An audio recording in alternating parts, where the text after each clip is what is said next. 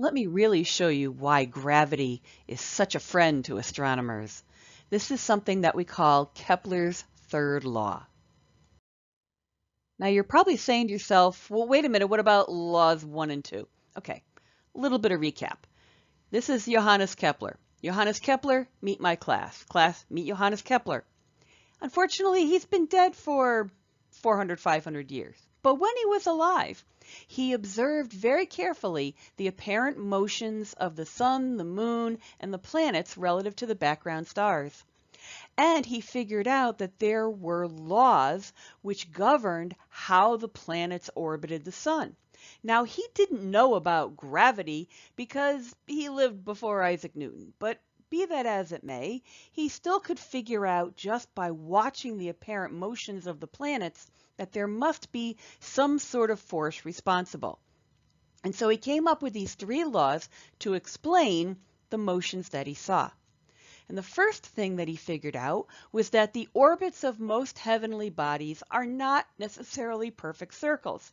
They're slightly squashed circles, or something that we call an ellipse. You might think of it as an oval.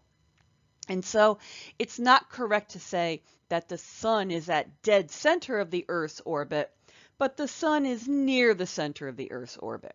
So that's sort of the first law.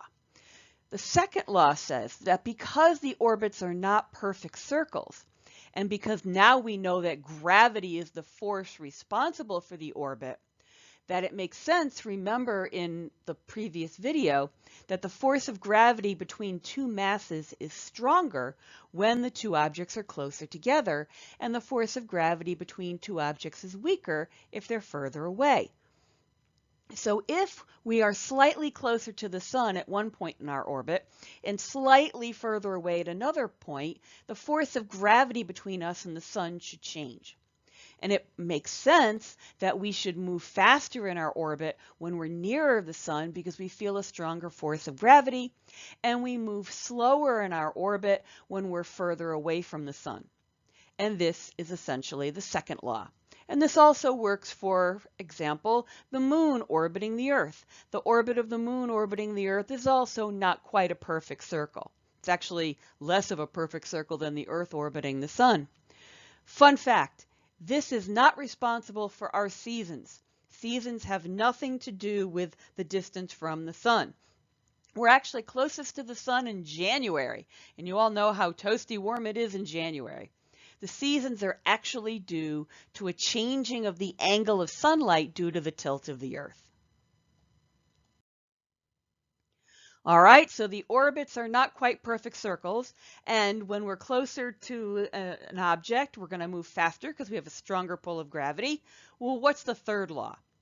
The third law is the one that gives you a relationship between how fast you're moving in your orbit, the period, how long it takes to go around once, and the average distance between the 2 objects. Now, Kepler first did this for planets orbiting the sun. And when you have planets orbiting the sun, the relationship is really simple if you use units that astronomers make up, because scientists get to make up their own units as long as they're consistent and don't violate any laws of nature. So we're going to let the mass of the sun be equal to 1 unit here. Okay, 1 unit, 1 solar mass. And since the Earth is so much smaller than the sun, we can totally ignore the mass of the Earth. So we're going to imagine that the Earth is a little test particle orbiting around the sun. Now the period, how long it takes the Earth or any other planet to go around the sun once, we're going to measure in Earth years because it makes sense, right? Relative to the Earth. And the average distance between the planet and the sun, we're going to use, again, the size of the Earth's orbit as our standard measurement. So this is something that's going to be called an astronomical unit, or an AU. An AU is a unit of measure that we use in the solar system. It's the average distance between the sun and the Earth. It's about 93 million miles, about 150 million kilometers. And if you use these astronomy units, where again the mass of the sun is 1 unit, 1 solar mass, then the period in years squared equals the average distance away from the sun cubed in AUs. Now you can see how this would work for the Earth because the period of the Earth is 1 year, and 1 squared equals 1. And the average distance between the Earth and Sun is 1 astronomical unit, and 1 cubed is also equal to 1, and 1 equals 1. But if you put in the period of the orbit of Mars in years, and you put in the average distance between the Sun and Mars in AUs, you will prove that this relationship still holds. Now, how can astronomers use this? Well, other than figuring out the distances of the planets from the sun by watching their orbits, which is great because we don't have a tape measure large enough to measure the distance to, let's say, Jupiter, we can also use this to weigh the Earth as well.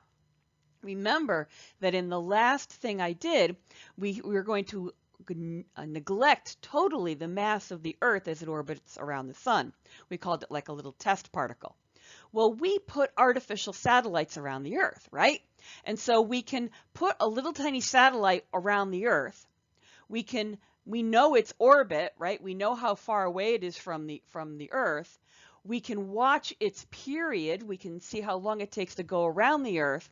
And we can use that difference to figure out the mass of the Earth. Because remember that the relationship p squared equals a cubed was in sun units. Remember that we had let the mass of the sun be 1 unit. Now the Earth doesn't weigh as much as the sun, right?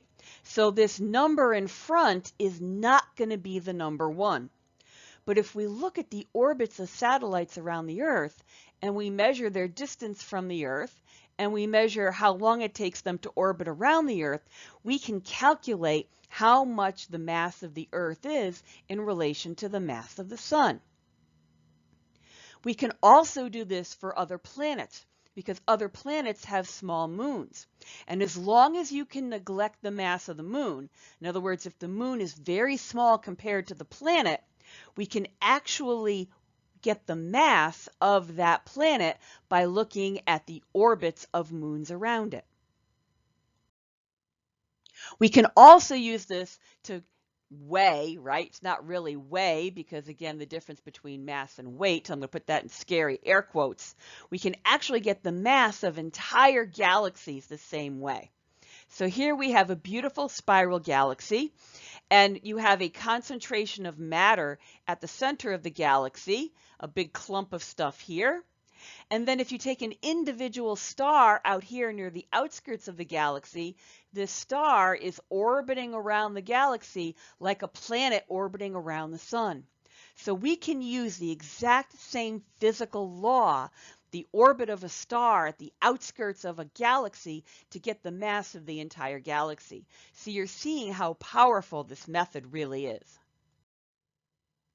Now, what if you can't neglect the mass of the other object? In other words, rather than have a tiny object orbiting a really big object, what if you have two objects that are roughly equivalent in size orbiting the other? An example would be binary stars, two stars orbiting each other. Turns out you can still use Kepler's third law. There's just one other extra step that you need to do. We've been drawing this as though one object is standing still and the other object is orbiting around it. That's not really what happens. What we really should say is that both of these objects are orbiting each other, or more correctly, they're orbiting a common center, what we call the center of mass.